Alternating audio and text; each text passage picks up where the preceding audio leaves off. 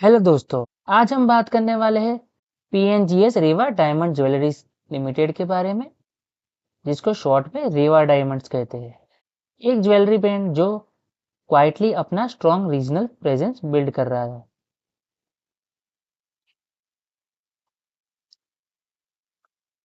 सबसे पहले कंपनी का बैकग्राउंड समझते हैं। रेवा डायमंड्स ज्वेलरी की इनकॉर्पोरेशन हुई थी 2004 में और कंपनी ज्वेलरी बिजनेस में एक्टिव है, जहां डायमंड्स, प्रीशियस और सेमी प्रीशियस स्टोन्स को गोल्ड और प्लेटिनम जैसे प्रीशियस मेटल्स के साथ स्टड किया जाता है। सारे प्रोडक्ट्स मेनली रेवा ब्रांड के नाम के अंडर सेल होते हैं। प्रोडक्ट पोर्टफोलियो काफी डाइवर्सिफाइड है। Rings, earrings, necklace, pendants, solitaires, bangles, bracelets, mangalsutra, nose rings और चेन, मतलब वेडिंग से लेके डेली वेयर तक हर ओकेजन और हर कस्टमर सेगमेंट को कवर करने की कोशिश की जाती है। सितंबर 30 तक कंपनी में 13 डिस्टिंक्ट ज्वेलरी कलेक्शन है, जिसमें इन हाउस डिजाइन टीम के साथ साथ थर्ड पार्टी मैन्युफैक्चरर और स्किल्ड कारीगर के क्यूरेटेड डिजाइन भी शामिल है। ये फ्लेक्सिबिलिटी कंपनी को ट्रेंड के साथ फास्ट एडेप्ट करने में हेल्प करती है। स्टोर की प्रेजेंस की बात करें तो आरएचपी के डेट तक कंपनी के 34 स्टोर्स 25 सिटीज में स्प्रेडेड है, मेनली महाराष्ट्र, गुजरात और कर्नाटका जैसे ज्वेलरी स्ट्रॉन्ग स्टेट में। टोटल स्टोर एरिया लगभग 647 रनिंग फ्लीट का है। बिजनेस मॉडल काफी इंटरेस्टिंग है। कंपनी एफओसीओ, एफओएफओ और कोको मॉडल फॉलो करती है। इससे एक्सपेंशन फास्ट होता है और कैपिटल रिक्वायरमेंट भी कंट्रोल रहती है। अब बात करते हैं कंपनी की कॉम्पिटिटिव स्ट्रेंथ के बारे में। प्रमोटर का लेगेसी और brand value customer trust build करता है। बोर्ड ऑफ डायरेक्टर का एक्सपीरियंस फाइनेंस, रिटेल और ज्वेलरी डायमंड में स्ट्रॉन्ग है। टीयर 1, टीयर 2 और टीयर 3 सिटीज में रीजनल एक्सपीरियंस कंपनी को लोकल कस्टमर बिहेवियर समझने में एज देती है और डाइवर्सिफाइड प्रोडक्ट प्राइसिंग कंपनी को चेंजिंग कंज्यूमर प्रोस्पेक्ट के अगेंस्ट हेज देता है। Overall Reva diamonds regionally strong brand driven jewellery player है, जो फ्रेंचाइजी मॉडल के स्ट्रॉन्ग स्केलेबल ग्रोथ टारगेट कर रहा है। अब बात करते हैं कंपनी के फाइनेंशियल्स के बारे में। ये डेटा करोड़ में है और मार्च 23 से मार्च 25 तक का है और ये डेटा 6 महीने का है। तो चलिए स्टार्ट करते हैं। असेट की बात करें तो मार्च 23 में 123 से बढ़कर मार्च 25 226 और 6 महीने में 352 है। टोटल इनकम कंपनी की 199 से बढ़कर 259 और 157 है। पैट कंपनी का 51 से बढ़कर 60 के अराउंड और 20.30 है करंट में। ईबिटा कंपनी का देखें तो 68 से बढ़कर 79 और 30 का चल रहा है। नेटवर्थ कंपनी की पहले माइनस में थी, जो कि मार्च 25 में 100 और करंटली 120 के आसपास है। रिजर्व एंड सरप्लस देखे तो माइनस में पहले था, फिर 95 और करंटली 98 के पास चल रहा है। टोटल बोरोविंग कंपनी पहले डेट फ्री थी, करंटली कंपनी ने 130 करोड़ का डेट लिया है, जो कि इंक्रीजिंग मैनर में है, तो जो थोड़ा कंसर्निंग बात है। और अभी थोड़े समय से आप आईपीओ में देखें तो पहले कंपनी के फाइनेंशियल बहुत वीक होते हैं और जैसे ही आईपीओ आने वाला होता है वैसे ही 2 साल के अंदर कंपनी प्रॉफिट में आ जाती है और आईपीओ के बाद जो रिजल्ट आता है उसमें कंपनी वापस लॉस में चली जाती है। तो ये आप देख के चल सकते हो।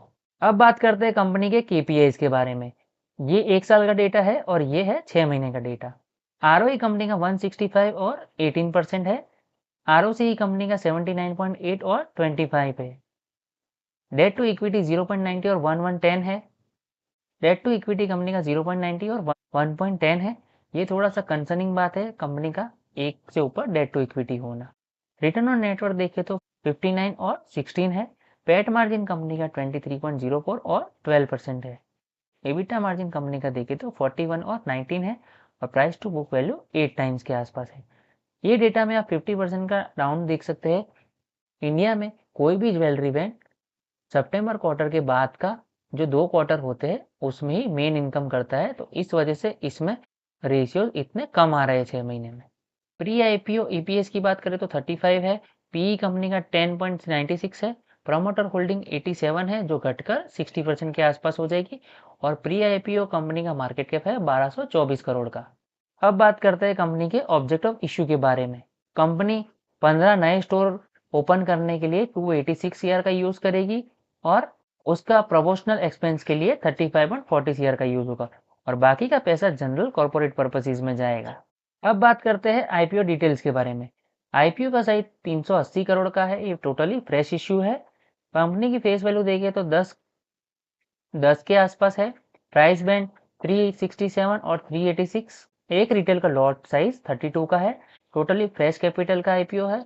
बीएससी एनएससी दोनों पर लिस्ट हो जाएगा। आईपीओ टाइमलाइन की बात करें तो आईपीओ ओपन होगा 24 को, क्लोज होगा 26 को, अलॉटमेंट आपको पता चलेगा 27 को, और रिफंड इनिशिएट होंगे 2 को, और क्रेडिट आपके शेयर अकाउंट में हो जाएंगे वो भी 2 तारीख को। एक और कंपनी मार्केट में लिस्ट होगी 4 तारीख को। अब बात करते हैं आईपीओ रिजर्वेशन के बारे में। क्यूआईबीज के लिए 75% का कोटा, रिटेल के लिए 10% का कोटा, और एनआईज मतलब कि एचएनआईज के लिए 15% का कोटा है।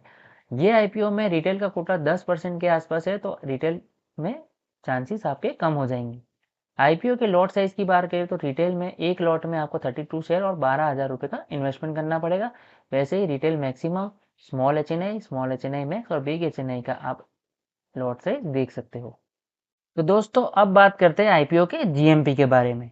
अभी लेटेस्ट मार्केट में सिग्नल के अकॉर्डिंग आईपीओ का ग्रीन मार्केट प्रीमियम 20 से 21 रुपए चल रहा है, जो कि अप्रॉक्स 5.18% का प्रीमियम शो कर रहा है इश्यू प्राइस पर।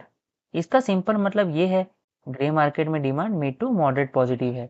ये कोई अग्रेसिव लिस्टिंग एक्सपेक्टेशन नहीं दिखा रहा, लेकिन एक सेंटीमेंट जरूर रिफ्लेक्ट कर रहा है।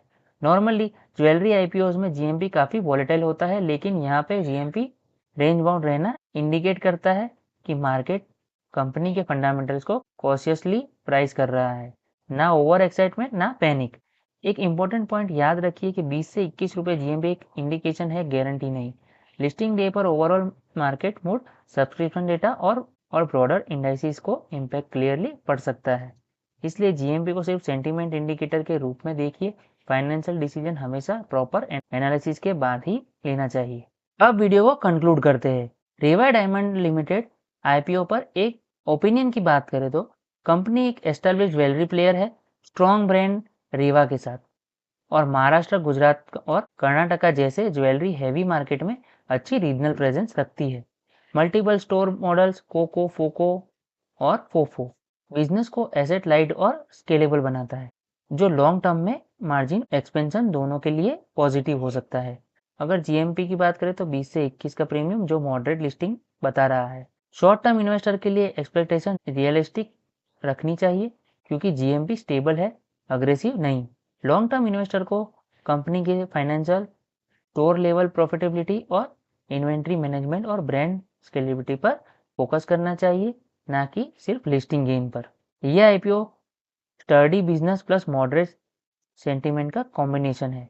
डिसीजन लेने से पहले अपनी रिस्क एपेटाइट, इन्वेस्टमेंट होराइजन और वैल्यूएशन कंफर्ट जरूर चेक कर ले।